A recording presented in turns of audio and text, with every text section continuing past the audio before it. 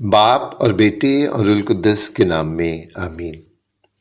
مسیح یسوع میں میرے عزیز بھائیوں اور بہنوں اور پیارے بچوں، آپ سب کو کراچی پاکستان سے شوکت بھٹی کا سلام و پیار پہنچے۔ میرے عزیزو، آج ہم نے انجیل مقدس بمطابق مقدس لوکا 9 باب کی 22ویں آیت تا 25ویں آیت سے پڑھی اور سنی۔ اور انجیل مقدس میں ہم نے سنا کہ خداوند یسوع المسیح نے اپنی اذیت، موت اور جی اٹھنے کی پہلی پیشن گوئی کی۔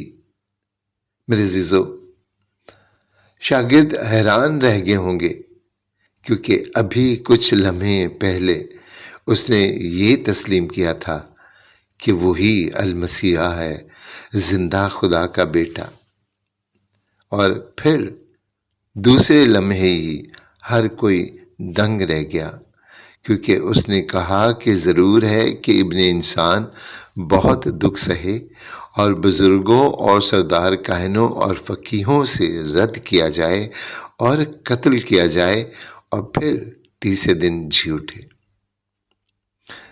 یہ بات شاگردوں کے لیے حیران کن تھی۔ وہ اس راز کو سمجھنے سے قاصر تھے کہ ایک لمحے میں وہ مسیحا ہے اور اگلے لمحے میں اسے یہودی مذہبی رہنما پھانسی دے دیں گے۔ مسیحا تو فاتح ہے، وہ دشمنوں کو شکست فاش دے گا۔ فاتح مفتوح نہیں ہو سکتا۔ مقتول مسیحا داؤد کا تخت بحال نہیں کر سکتا۔ خداوند یسوع اپنے شاگردوں کے خیالات، تصورات اور ابہام سے واقف تھا اور انہیں خدا کے منصوبے سے آگاہ کرنے کے لیے اپنی اذیت، موت اور جی اٹھنے کے متعلق 3 پیشن گوئیاں کی، اور ہر پیشن گوئی میں وہ واضح اشارے دے کر انہیں سمجھاتا رہا کہ یہ کوئی غلطی نہیں، بلکہ آغاز ہی سے خدا کا منصوبہ تھا۔ وہ منصوبہ دنیا سے تو پوشیدہ تھا، مگر خدا سے نہیں۔ یسوع المسیح کی پہلی پیشن گوئی کا جائزہ لیں تو خداوند یسوع مسیح نے مسیحا لقب استعمال نہیں کیا، بلکہ دانیل کی پیشن گوئی کے مطابق لفظ ابن انسان کہا، جو ایک ایسا بادشاہ ہے جو تمام قوموں اور زمانوں پر کبھی نہ ختم ہونے والی ابدی بادشاہی کرے گا۔ اور اشعیاء نبی کے مطابق ابن آدم مصیبت میں مبتلا ایسا خادم ہے جو ہمارے دکھ، ہماری کمزوریاں، ہماری بیماریاں اٹھا لے گا۔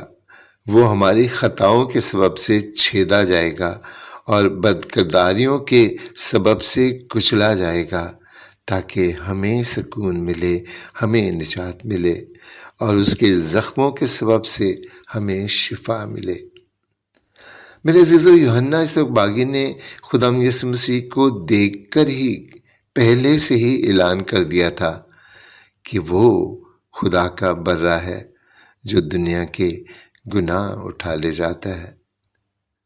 شاگرد اس بھید سے واقف ہوئے تو ضرور، لیکن جب انہوں نے یہ سب کچھ اپنی آنکھوں سے پورا ہوتے دیکھا اور خداوند یسوع مسیح کے آسمان پر جانے کے بعد روح القدس کے نزول سے انہیں ان بھیدوں سے آگاہی ہوئی۔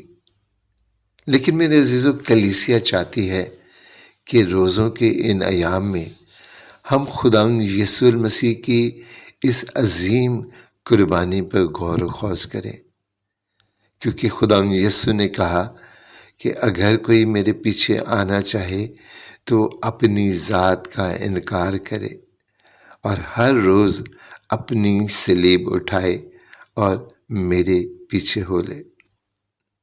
خداوند یسوع المسیح نے صلیب اٹھانے کا ذکر اس وقت کیا جب اس نے ہنوز صلیب اٹھائی ہی نہ تھی، اور اس زمانے میں صلیب اٹھانا موت کے سفر پر چلنا تھا۔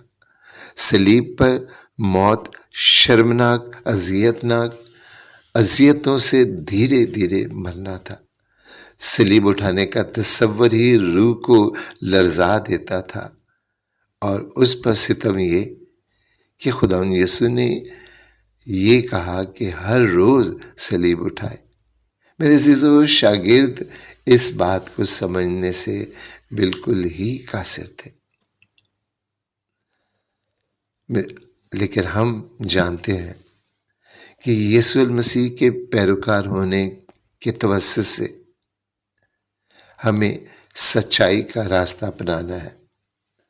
قدم پر شیطان روپ بدل بدل کر ہمارے سامنے آئے گا اور موت کو حسین اور خوبصورت بنا کر ہمارے سامنے لائے گا۔ خداوند یسوع مسیح نے ہمیں پہلے سے ہی آگاہ کر دیا کہ ایک دروازہ ایسا بھی ہے جو دیکھنے میں کشادہ ہے لیکن موت کی طرف لے جاتا ہے، اور دوسرا دروازہ تنگ تو ضرور ہے لیکن زندگی کی طرف لے جاتا ہے۔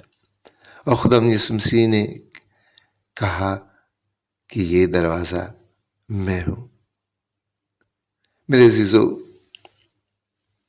جو چاہتا ہے کہ ہم حلیم بنیں، خداوند یسوع مسیح چاہتا ہے کہ ہم تکبر، غرور، انا پرستی، ظلم و جبر، تمام مکر و فریب، حرام کاری، خون ریزی، زنا کاری سے باز رہیں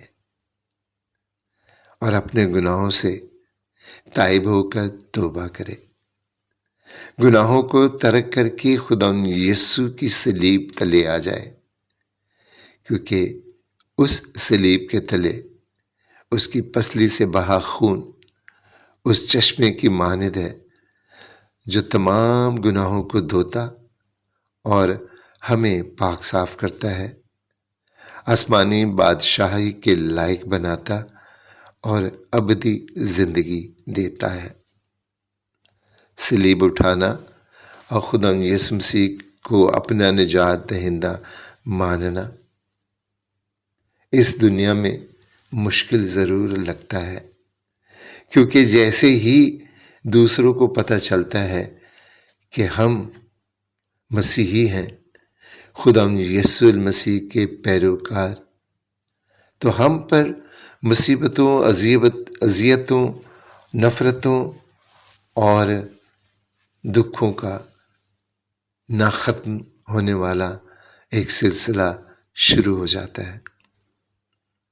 لیکن اسی میں قائم رہنا، اسی میں اپنے ایمان کو تھامے رکھنا، اسی میں اپنی صلیب ہر روز اٹھا کر، دکھ اٹھا کر، تکلیفیں سہ کر، سچائی پر قائم رہ کر یسوع المسیح کے ساتھ ان صلیبی مقامات پر چل کر زندگی کی طرف جانا ہے، جس کا اختتام خداوند یسوع ہے، جہاں وہ اپنے باہیں پھیلائے ہمارا منتظر ہے۔